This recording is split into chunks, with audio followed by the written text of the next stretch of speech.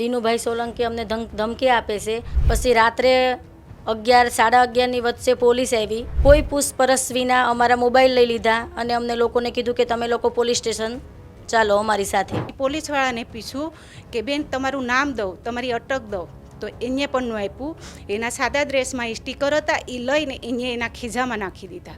તમને પહેલા કોઈ ફોન કે એવું કંઈ આવ્યું હતું કે તમે ભાજપમાં આવતા રહો કે પછી તમે આ ફોર્મ પાછું ખેંચી લો, એવો કોઈ પહેલા ફોન? કોઈનો ફોન જ નહોતું આવ્યું. પણ રાતે જે કંઈ સાવીઓ લઈને જે અમારા પર ધમપછાડા કર્યા અને મને તો જે ઉપાડીને કેમ જાણે ઘા કરે પોલીસ.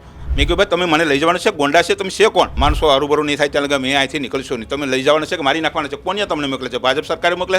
અમારે દિનુભાઈનું તો અહીંયા ધબધબો બોલે, કંઈક ને મારી નાખે ભાઈ. તો અમને તો હું બીક લાગે ને, મારા બાપનો ભાઈ એક જ છે. હું તાલુકા પંચાયત, જિલ્લા પંચાયતની જે ચૂંટણીઓ થઈ, એ ચૂંટણીઓમાં શરૂઆતમાં આપણે જોયું કે કઈ રીતે ઉમેદવારને પોલીસ તેમના ઘરેથી ઉઠાવીને લઈ જાય છે અને પછી ફોર્મ પાછું ખેંચાવડાવે છે. ચૂંટણી થઈ, ચૂંટણી પૂરી થઈ ગઈ, પરિણામો આવી ગયા, ક્યાંક ભાજપ જીત્યું, ક્યાંક કોંગ્રેસ જીત્યું, ક્યાંક આમ આદમી પાર્ટી જીતી.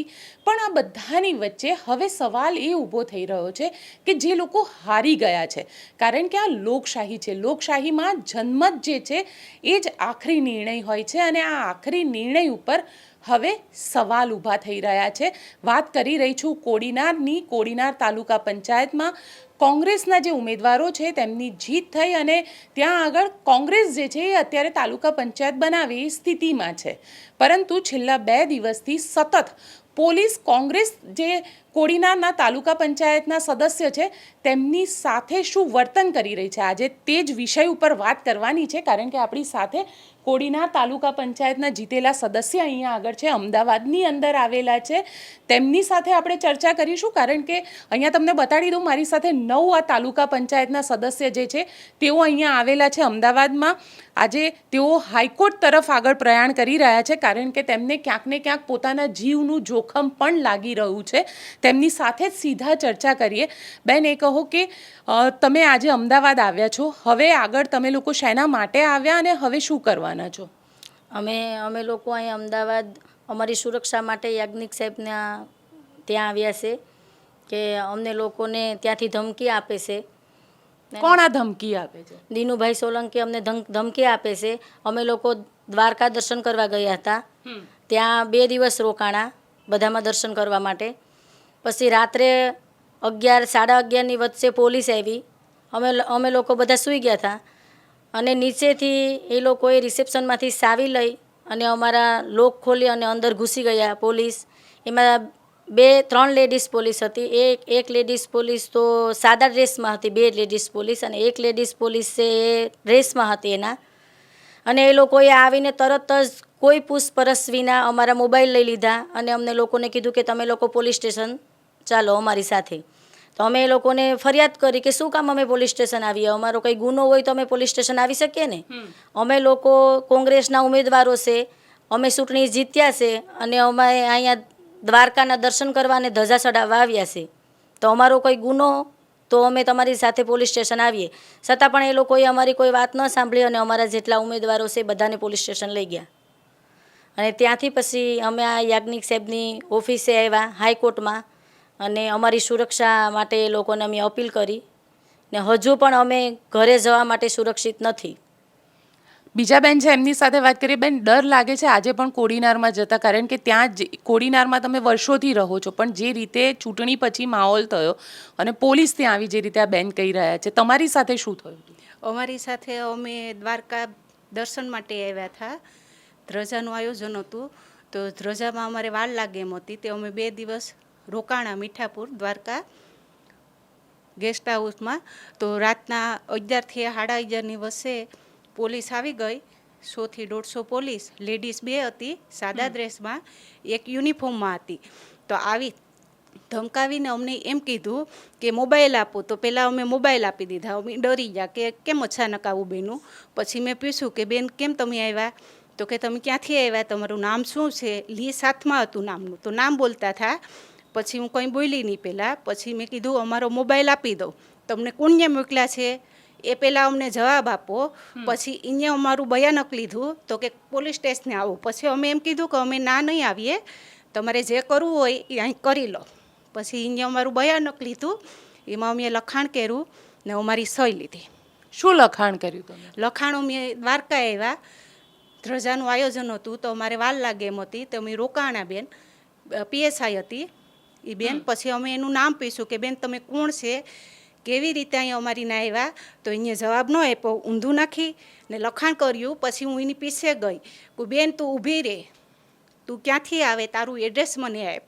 પછી પોલીસવાળાને પૂછ્યું કે બેન તમારું નામ દઉં, તમારી અટક દઉં, તો એને પણ ન આપ્યું. એના સાદા ડ્રેસમાં એ સ્ટીકર હતા એ લઈને એને એના ખીજામાં નાખી દીધા. કોઈ જાતનો અમને એને એડ્રેસ ન આપ્યો. અચ્છા, એ એડ્રેસને ન આપ્યું. જે લોકો ત્યાં આગળ આવ્યા હતા એ લોકો તમને શું કહી રહ્યા હતા? એ કંઈ બોલ્યા જ નહોતા. પછી એ કે તમે એ કે લોકોએ એવું કીધું કે અમને ઉપરથી આદેશ છે કે આ લોકોને ગિરફ્તાર કરી લો એમ. શેના માટે એટલે પકડવા? અમે એને એવું જ કીધું કે શેના માટે, અમે કંઈ ગુનો છે તો અમને ગિરફ્તાર કરવા આવ્યા ને. તો એ કે અમને ઉપરથી કે ફોન આવ્યો કે આ લોકોને આવી રીતના તમે પૂછપરછ કરો અને પોલીસ સ્ટેશને લઈ જાઓ. પણ એને જવાબ ન આપ્યો કે શેના માટે તમે અમને લોકોને લેવા આવ્યા એમ. અચ્છા બા, શું કહેશો? તમને બીક લાગે છે? તમારી તો ઉંમર પણ ઘણી છે, તમે તો કોડીનારમાં આટલા વર્ષોથી રહો છો, પણ જે રીતે આખી ઘટના ઘટી છે હવે તમે શું વિચારી રહ્યા છો? અમે દ્વારકામાં ધજા ચડાવવા માટે આવ્યા છે. એટલે ઓખામાં અમે રાત હતા, ત્યાં 100 થી 150 પોલીસ આવી ગઈ. તો નીચેથી સાવી લોય ને 2 તો ફેમિલી સાથે નાના નાના બાળકો હતા. તો એ ખોલીને ધમકી મારી ને સાદા ડ્રેસમાં 2 બેન હતી લેડીઝ ને એક સફેદ ડ્રેસમાં હતી. તો અમને પૂછ્યું કે તમે શું કામને આવ્યા, અમને ધમકાવો શા માટે? તો કે અમને ઉપરથી દબાણ આવ્યું. તો અમે હું કોંગ્રેસમાં જીતા તો અમને કંઈ ગુનો કર્યો છે? અમે કંઈ ગુનો તો નથી કર્યો. અમે દર્શન માટે આવ્યા, અમે ધજા ચડાવવા આવ્યા. તો પછી મારી તો ઉંમર કહેવાય ને, તો પછી ડર તો લાગે ને અમને. તો ત્યાંથી અમને હાઈકોર્ટમાં અમારે રજૂ થવું પડ્યું. કોણ કરાવી રહ્યું છે? કોના કહેવાથી થઈ રહ્યું છે આ બધું? એ કોડીનાથથી દીનુભાઈ સોલંકી તરફથી કહેવા રહ્યા. 100-150 પોલીસ.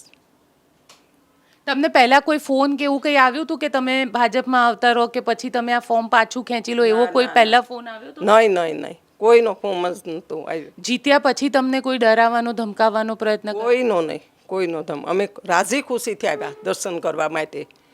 હજી અમારે વાર હતી. એ લોકોના પ્રયત્ન છે કે એ લોકોને 2 સભ્ય ઘટે છે, તો એ 2 સભ્ય માટે જ એ લોકો આ પ્રયત્ન કરી રહ્યા છે કે એને કોંગ્રેસની ત્યાં સરકાર છે ને એ સ્થાપવા દેવી નથી.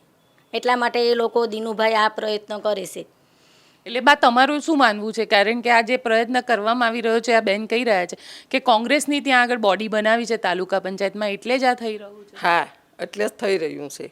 એને 2 સીટ જોઈએ છે એટલે હું સત્તા એને ઘેર જ રહી ને એમ. કેમ એમને સત્તા જ કેમ જોઈએ છે? હવે એ તો મારા ઉપરવાળા ભગવાનને ખબર, પણ અમારે તો બાપાની દયા. બિલકુલ બહેનો છે, આ બીજા પણ એક બેન છે, તેમની સાથે પણ ચર્ચા કરીશું. પણ આપણી સાથે ઘણા ભાઈઓ પણ અહીંયા આગળ છે, એ ભાઈઓ સાથે પણ આપણે ચર્ચા કરીએ. દાદા, તમે પણ ત્યાંથી જીતેલા છો અને તમારું શું કહેવું છે? આખો જે ઘટનાક્રમ થયો, પોલીસનું વર્તન કેવું હતું? મારું નામ રણધીરભાઈ લખણભાઈ ચૌહાણ, હું ગોલ્દેખાનો રહેવાસી છે અને કણવાસણ સીટ ઉપર જીતેલો છે. એની અંદર ઓચિંતા એવો ધમાકો માર્યો કે હું મારા બાપનો એક જ છે. આ લોકો કે ભાઈ આપણે ફરવા જવાનું છે તો હું ફરવા વહી આવ્યા, પણ રાતે જે કંઈ સાવીઓ લઈને જે અમારા પર ધમપાછડા કર્યા અને મને તો જે ઉપાડીને કેમ જાણે ઘા કરે પોલીસ. અને પોલીસ બધી સાદા ડ્રેસમાં જ હતી. મેં કહ્યું ભાઈ તમે મને લઈ જવાનું છે, ગોંડા છે, તમે છે કોણ? એ કે તમે હાલો બેસી જાઓ ને પછી તો વાત કર્યો. કેમ ભાઈ વાત કર્યો? મેં કહ્યું અમારા માણસો જે છે, માણસો હરુભરું નહીં થાય ત્યાં લગા મેં અહીંથી નીકળશો નહીં, તમે લઈ જવાના છે કે મારી નાખવાના છે? કોણ તમને મોકલે છે? ભાજપ સરકારે મોકલે? તો કે નહીં નહીં, એ તો સાહેબ જવાબ લે. મેં કહ્યું સાહેબ જવાબ લે તો તમે શું કમાય આમ સાદા ડ્રેસમાં? મારો રૂમ ખોલીને મારા ઉપર સડી ગયા, મારા કપડાં નથી પહેરવા દેતા અને એવા ધમકાવતા હતા કે હાલો હાલો એમ ઢહડીને બહાર કેમ કાઢે, એમ ઢહડીને બહાર કાઢ્યું. મેં કહ્યું એમ નહીં આવું ભાઈ, મારા માણસો છે અહીંયા રૂબરૂ દેખાય મને પછી હું બેસવાનો છે ગાડીમાં. તમે અમને મારી નાખવા આવ્યા કે તમે અમારું ખૂન કરી નાખો? અમને બહુ બીક લાગે છે મને, કારણ કે ભાજપ સરકાર કોડીનાની બહુ ભયંકર છે. અમારે દીનુભાઈનું તો અહીંયા ધબધબો બોલે, કંઈકને મારી નાખે ભાઈ. તો અમને તો હું બીક લાગે ને, મારા બાપનો પણ એક જ છે, હું મારે યારે કોઈ નથી. તો મને તો બહુ બીક લાગી, એટલે મેં તો પછી બહુ સમજાવ્યા તો પણ એ કહે કે નહીં તમે બેસી જાઓ ગાડીમાં, તમને સાહેબ જવાબ દે.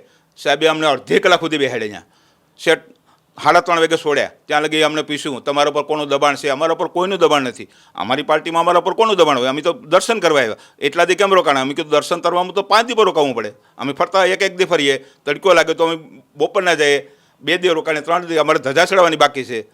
તો કે એમ ન હાલે કે તમે ખોટા અહીં પડ્યા. મેં કહ્યું ખોટા કે હાસા એ અમારે જોવાનું છે ને સાહેબ, તમે અમને શું કામ ધમકાવો છો? અમે કોઈ ગુનો કર્યો તો તમે તારે ગુનો લખો. તો કે નહીં નહીં ગુનો નથી.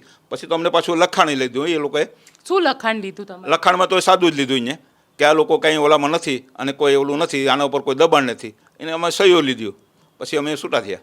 પછી સેટ અમને 3:30-4 વાગે ઘેર મૂકવા આવ્યા, ગેસ્ટ હાઉસ છે ત્યાં લગી ધમકી આવ્યા બધાને. એ પછી તો અમારા આવા બાપા છે ને તો બીક જ લાગે ને ડોહાને. તો આ રાજા બાપા જેવા તો બીતા થા કે આ ક્યાં લઈ જાય ને કોઈકનો ખૂન કરાવી નાખીએ કે ક્યાંક દરિયામાં નાખી દે. તો અમને એવી બીક લાગતી હતી, અમને બીક લાગતી હતી. પોલીસવાળા તો 5-7 ડ્રેસમાં હતા, બીજા તો બધી એમને જ હતા. ઢહડીને કેમ નાખે આમ એમ ઢહડતા 12 હેઠા ઉતાર્યા. અને સાવ્યું પણ ક્યાંથી હેઠેથી ગેસ્ટ હાઉસમાંથી લઈ આવ્યા ડુપ્લિકેટ. અને અમને તો ઉપરથી ઓસિંતા સડી બેઠા, જાણે કેમ માથે કોઈ ત્રાસવાદી આવી ગયો. અમે તો પહેલાં તો હું તો બેસી ગયો કે મારી નાખવા આવ્યા કોક. દાદા તમારું શું કહેવું છે? જે ઘટના આખી ઘટી છે પછી કેટલો ડર લાગી રહ્યો છે? ડર તો અમને બીજો કંઈ નહોતો, પણ આજે દ્વારકા ગયા ત્યાં જે રાતે પોલીસ આવી અને અમને પૂછપરછ કરવામાં આવી, તમે અહીં શા માટે આવ્યા? હું કામ આવ્યા? હું કહું અમે અહીં દર્શન કરવા માટે આવ્યા. તો તમને કોણ લાવ્યું? હું કહું અમને કોઈ અહીં બીજું લાવ્યું નથી, અમે આ જીતેલા જે કંઈ છે ઉમેદવારો તાલુકા પંચાયતના એ બધા અમે મળીને આવ્યા ભેગા. એ આ બધું મારું નિવેદન લીધું અહીંયા ને લખ્યું અહીંયા. ઠીક, તમને કોઈ જાતનું બીજું કોઈ આ પાર્ટીમાંથી દબાણ? હું કહું નહીં, અમને પાર્ટીમાંથી આ દબાણ નથી કોઈ. તમારું શું કહેવું છે? જે રીતે આખો ઘટનાક્રમ ઘટ્યો છે એ ઘટનાક્રમથી ક્યાંક ડર હજી પણ કોડીનારમાં જતા હવે ડર લાગી રહ્યો છે? ડર તો બીજું કંઈ તો લાગતું નથી, પણ ખોટી રીતે હેરાનગતિ કરે આ લોકો, એમને સામે ડર છે. અને અમે કોઈ દ્વારકામાં દર્શન કરવા ગયા હતા તો અમને કોઈ અમારા પાર્ટીનું કોઈનું પ્રેશર નહોતું કે કોઈ નહીં.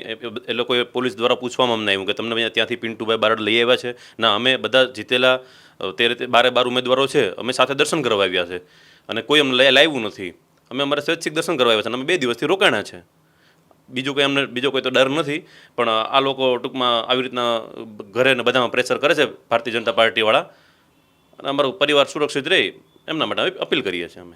પણ તમને શું લાગે છે કોના કહેવાથી આ કરવામાં આવ્યું છે? પોલીસ કેમ આવી ગઈ અચાનક ત્યાં? પોલીસ ત્યાં ભાજપનો પરિવાર કોડીનારનો છે, એમના કહેવાથી અમારા ઉપર પ્રેશર બનાવ્યું કે આ લોકોને ત્યાંથી બંદી બનાવ્યા છે અને આ લોકોને લઈ ગયા છે. એમ પ્રેશર કરાવીને ઉમેદવારોને લઈ ગયા છે. પણ ખરેખર એવું કંઈ હતું જ નહીં. અમે ચૂંટાયેલા પ્રતિનિધિ હતા, બધા નક્કી કર્યું હતું કે અમારે પહેલાં અમારે દ્વારકાધીશના દર્શન કરવાના છે, ધજા ચડાવવાની છે. ધજા અમારે આગલા દિવસે ચડાવવાની હતી, તો ત્યાં 2 દિવસ રોકાણા હતા. બસ એટલું જ. કાકા તમારું શું કહેવું છે કે હવે કોડીનારમાં તમને જતા ડર લાગશે? કારણ કે બેન અમારે તો બંદોબસ્ત તો જોઈએ જ, બાકી તો અમને તો એ હજી ધમકાવી નાખે. કારણ કે અમારા છોકરા ક્યાંક જાતા હોય તો પણ એને ડરાવે જ. કાંક તો અમારા આડોપાડોવાળાને કે અમારા કોઈ કુટુંબવાળાને તેડાવીને કહે કે તમે પૈસા લઈ લો, તમે આમ કરી લો. ભાઈ મારા છોકરાઓ કહે મારો બાપ છે ને બંદૂકની ગોળી જુઓ છે, જિંદગીભર જીવો કોંગ્રેસમાં, અને એ કોઈના બાપનું માને એમ નથી, પૈસા લે એમ નથી, કે એ ફરે એમ નથી ભાઈ. એટલે તમે અહીંયા અમારે ઘેર તો આવતા જ નહીં. એટલે ઘરે પણ ગયા હતા? હા, ઘરે પણ ગયા હતા. માણસોને મોકલે, એ તો ન આવે, અજાણા માણસોને મોકલે, પૈસા લઈ લો. તમારે 50,000 જોઈએ, લાખ જોઈએ, કેટલા જોઈએ? 5 લાખ જોઈએ, 10 લાખ જોઈએ, 50 લાખ જોઈએ? તમે શું કામ ફોર્મ ખેંચી લો ખાલી કે હાલો તમને આપી દઈએ. અમારા છોકરા કે ભાઈ અમારો બાપ છે, બંદૂકની ગોળી છે, અને એ જિંદગીમાં કોઈ જીવો નથી, લબડો નહીં, જીવવાનો પણ નથી, અને એ ટેસ્ટથી એ ચૂંટણી લડવાના છે. તો કે એ એકલો છે એની પણ કહીશે નહીં, 5-3 ગામ જીતવાના છે. એ કઈ રીતે જીતશે? તો કે એ જીતશે ને, હારવું હારીએ, પણ મારો બાપ છે ને અઠીલો છે, એ જીતી જાય. અને હું જીત્યો પણ, એકલા હાથે જીતી લીધી 3 ગામની ચૂંટણી, અને બહુમતીથી જીતો, 382 મતથી જીતી લીધી. કોઈ પણ જાતનું નહીં, એકલો ફરતે જીતી લીધી. એને બહુ ભારી લાગી ગયું કે આ તો હાળો કંઈ મળે નહીં, આની પાસે માણસો મળે નહીં, આનો ભાઈ મળે ને, આને મોટરસાઇકલવાળો કેમ જીતી ગયો? હજી પણ આને કોઈ રીતે સમજાવો. તો આડો પાડો અમારા ભાઈઓ કોઈક બીજાના મારફત વાતો કરાવે. ભાઈ મારા બાપની અહીંયા કોઈ ફોન કરતા નહીં કે એ તો માથાભારી છે આ બાબતમાં. એ કોંગ્રેસ પાર્ટીનો વરાઈ ગયેલ છે, ધીરુબા પણ વરાઈ ગયેલ છે વર્ષોથી. એ કોંગ્રેસ પાર્ટી મૂકે એમ નથી, એટલે પછી બધા બંધ થઈ ગયા. હવે કોડીનાર જશો તમે લોકો? અમે જાશું ખરા, પણ અમારે ક્યાંક બંદોબસ્ત તો જોઈએ બેન, નકર તો અમને હજી પણ હેરાન કરે. અમને જે ચૂંટણીની જીત થતી હોય અમારી, જ્યાં કંઈ અમારી બેઠવાની છે ત્યાં પણ અમારે બંદોબસ્ત જોઈએ. કારણ કે એ તો ત્યાં પણ આવવાના છે, એની પાસે તો સત્તા છે, પૈસો છે, ધન તન મન બધું છે. અમારી પાસે તો કંઈ નથી. અમારી પાસે જે માણસો છે પણ બધા નાના જ છે. આ બધા ધંધા કરતા મજૂરી કરે એ માણસો છે, એને કોઈ બીક તો લાગે ને બેન. એટલે અમારે બંદોબસ્તો જોઈએ. આ ભાઈ છો પાંઠાનું કામ કરે, સણવાનું ઘડવાનું, આવા માણસો મારી પાસે છે. તો મારી પાસે 10 વીઘા જમીન છે ને હું એકલો છે. મારે 2 દીકરા છે, એક ખેતી કરે, એક પ્રાઇવેટ ધંધો કરે. ડર લાગે છે? ડર તો લાગે જ બેન. હો, અમે જઈએ તો અમારી પાસે સત્તા છે, અમે જીત્યા, છતાં પણ અમને ત્યાં તાલુકામાં બેસવા નથી દેવા, આડા ઊભા રાખવા. હું ઉપસરપંચની વરણીમાં પણ જીતો હતો, ત્યાં પણ મારી પાસે 50 માણસો મીકા હતા, તો હું જીતી ગયો હતો. એટલે આવો તો અમને બીક તો રહેવાની. બાને પૂછીએ, બા ડર લાગે છે? ડર તો લાગે જ ને, ડર લાગે. ઘરે જશો? ઘેરે તો જવું જ પડે જ ને, પણ હવે આપણે સુવિધા બધી જોઈએ તો ઘેર જઈએ ને. અમે ઉંમર પ્રમાણે ડર લાગતો જ હોય ને. બિલકુલ. શું કહો છો? અમારા બાળ બચ્ચા ઘેર છે, અમારા બૈડા છે, અમારા દીકરા છે, દીકરીઓ છે, એટલે અમારે તો વાટ જોઈને બેઠા જ બેન. હવે શું કરશો આગળ? આગળ તો અમે મોત થઈ જાય તો મોત વાલું કરી લઉં, બાકી અમે ઘેર તો જવાના જ છે બેન. અમે અહીં તો નથી રોકાવાના, કદાચ મારી નાખીએ, બીજું તો અમને શું કરશે? મોત વાલું કરી લઉં. કારણ કે અમને કોઈ જો સરકાર કોઈ સહાય નહીં કરે, કે સરકાર અમારો બંદોબસ્ત નહીં કરે, તો અમને તો એ પણ કરવાના છે. પણ જે પોલીસ તમને રાત્રે ઉપાડી લેવા આવી હતી, એ જ પોલીસ હવે તમને સિક્યોરિટીમાં આવે તો પણ અમને બીક લાગે. એની એ સિક્યુરિટી અમારે જોતી જ નથી. કારણ કે એ તો અમારે કઈ રીતે વિશ્વાસ કરવો એના પર? સિક્યુરિટી હતી કે કોઈ ત્રાસવાદી હતા, અમારા પર સડી બેઠા હતા. આમ કેમ ઓલા હાવજુને કેમ મારણ કરે, મને તો આમ દબાવી દીધો હતો. કપડાં પર માંડ પહેર્યા મેં, મારું ખમીસ કાઢેલું હતું, ગરમી થતી હતી, એ પણ માંડ પહેરવા દીધું. હાલો હાલો કે ઉઠી જાઓ જલ્દી. મોબાઈલ ઝોંટી લીધો. મેં કહ્યું મોબાઈલ આ સાદો મોબાઈલ છે, નાનું એવું ડબલું. તો કે ડબલું હોય તો ડબલું લાવી કે હાલ જલ્દી હેઠું ઉતર, બેસી જા ગાડીમાં એમને બેહું કે મારા માણસો છે ને બધા ભેગા થાય તો બેસીએ અમે વિચાર કરીને. એમને તમે ત્રાસવાદી છે કોણ છે અમને કંઈ ખબર જ પડતી નથી. તમે ઓચિંતા અહીં આવવાનું કારણ શું છે? અમે શું ગુનો કર્યો? કાંઈ ગુનો તો કર્યો નથી. તો કે નહીં બેસી જાઓ હાલો, પછી તમને ત્યાં સાહેબ જવાબ દે. તો અમને સાહેબની ત્યાં લઈ ગયા, અને ત્યાં ઓછામાં ઓછા અડધી કલાક સુધી બધાય માણસોને પૂછ્યું તમારા પર કોનું દબાણ છે? ભાઈ અમારે પાર્ટીનું કોઈ દબાણ નથી, અમને કોઈ પાર્ટીવાળા દબાવીને લાવ્યા નથી. અમે સેન્સાઈ આવ્યા અને ભગવાનના દર્શન કરવા આવ્યા. અમે માનતા રાખી હતી બધાએ. તો અમારા નાના માણસો જીતા હતા તો અમે બધાએ કે હાલો આપણે ફરવા જઈએ. ઘરે તો અમે ત્યારે જશું, પહેલાં અમે નામદાર હાઈકોર્ટમાં પિટિશન દાખલ કરીએ છીએ. અમને કોર્ટ દ્વારા અમને પ્રોટેક્શન આપે પછી અમે ઘરે જશું. અચ્છા, કોર્ટ દ્વારા પ્રોટેક્શન તમને સુરક્ષા મળે ત્યાંથી પહેલા પિટિશન ફાઇલ કરવાના? હા, પછી કોર્ટ અમને પ્રોટેક્શન આપે પછી અમે જવાના છે ઘરે. બિલકુલ, પહેલાં કોર્ટનું પ્રોટેક્શન જોઈએ છે, કારણ કે ગુજરાત હાઈકોર્ટમાં પિટિશન ફાઇલ કરવા માટે તેઓ અત્યારે અમદાવાદ આવેલા છે. અને જે રીતે આખી એ ભયાવહ રાત એમને અહીંયા આગળ વર્ણવી છે, ખરેખર એવું લાગે કે લોકશાહી જીવે છે કે નથી જીવતી. કારણ કે જો પોલીસ આવી રીતે અડધી રાત્રે એમના રૂમમાં ઘૂસી જતી હોય, અને એ પણ ડુપ્લિકેટ ચાવીથી, તો ખરેખર પોલીસ પર પણ કેટલો વિશ્વાસ કરી શકાય? કારણ કે જો પૂછપરછ કરવી હતી તો હોટલમાં નીચે બોલાવી લેવાતા, ત્યાં આગળ એમની સાથે પૂછપરછ કરવી હતી, રૂમની બહાર બોલાવીને પૂછપરછ કરી લેવી હતી. પણ જે રીતે પોલીસ ત્યાં આગળ રૂમમાં ઘૂસી અને જે રીતે ત્યાં વર્તન કરવામાં આવ્યું, ખરેખર આ લોકો જે જીતેલા ઉમેદવાર છે, ક્યાંક એમને પણ કદાચ એવું લાગતું હશે કે કોંગ્રેસમાંથી ચૂંટણી લડ્યા અને એમના માટે હવે તકલીફ શરૂ થઈ ગઈ. ક્યાંક દીનુ બોઘા સોલંકીનું દબાણ છે એમના ઉપર, પોલીસનું દબાણ છે, અને જે રીતે આ આખું થઈ રહ્યું છે, આ ખરેખર લોકશાહી માટે ખૂબ શર્મનાક છે. કારણ કે લોકશાહી છે, જ્યારે જનતા વોટ આપે છે તો લોકોએ પણ એ વોટને જનાદેશ માનીને સ્વીકારી લેવો જોઈએ. પણ જ્યારે નથી સ્વીકારતા ત્યારે આ પ્રકારની પરિસ્થિતિ ઉદ્ભવી રહી છે, અને કોડીનારમાં આ જ સ્થિતિ આપણને જોવા મળી. તો આ રિપોર્ટને લઈને આપનું શું માનવું છે મને કોમેન્ટ બોક્સમાં ચોક્કસથી લખીને જણાવજો. અને અમારી ચેનલ નિર્ભય ન્યૂઝને લાઇક, શેર અને સબસ્ક્રાઇબ કરવાનું ભૂલશો નહીં. આભાર.